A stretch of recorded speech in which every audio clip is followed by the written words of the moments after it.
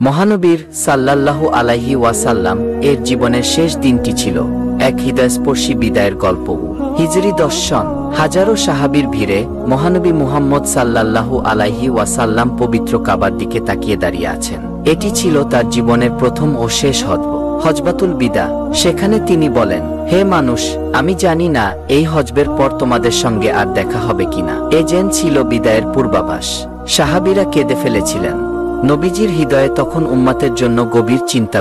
বিদায়ী হজবের কিছুদিন পর সফর মাসের শেষ দিকে নবীজি হঠাৎ তীব্র জ্বরে আক্রান্ত হন। মাথা ব্যথা, দুর্বলতা, গায়ে ব্যথা, ধীরে ধীরে শরীর ভেঙে পড়তে থাকে। তবুও তিনি কিছুদিন নামাজে ইমামতি করেন।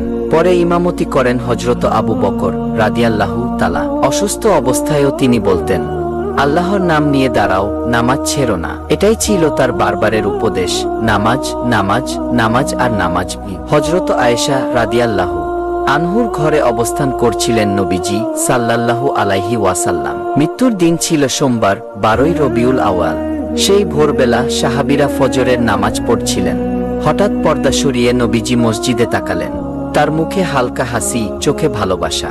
সাহাবীরা উচ্ছ্বসিত, ভাবলেন নবীজি হয়তো ভালো হয়ে গেছেন। কিন্তু না, তিনি আবার পর্দা টেনে দেন। সেটাই ছিল উম্মতের শেষ দেখা। সেই দিন সকালে তিনি চাইলেন একটি মিসওয়াক। আয়েশা রাদিয়াল্লাহু তাআলা মিসওয়াকটি নরম করে তার মুখে দিলেন। এরপর নবীজি বললেন, আল্লাহুম্মা রফিকুল আলা, হে আল্লাহ, আমাকে জান্নাতের উচ্চতম সঙ্গী দান করুন। 3 বার বলার পর মাথা আয়েশা রাদিয়াল্লাহু তাআলার কোলে রেখে তিনি দুনিয়া থেকে চির বিদায় নেন। উম্মতেরা যেন হাহাকার করে ওঠে। চারদিকে কান্না, নীরবতা আর শোক।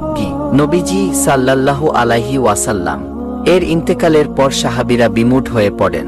হযরত আবু বকর রাদিয়াল্লাহু তাআলা এসে বলেন, যে মুহাম্মদকে ভালোবাসতেন সে জেনে রাখুন মুহাম্মদ মারা গেছেন, কিন্তু যে আল্লাহকে ভালোবাসে জেনে রাখুন আল্লাহ চিরজীবী। নবীজিকে দাফন করা হয় তার প্রিয় ঘরে, আয়েশার কক্ষে। মাটি ঢালার সময় সাহাবীদের চোখ দিয়ে অঝরে পানি পড়ছিল।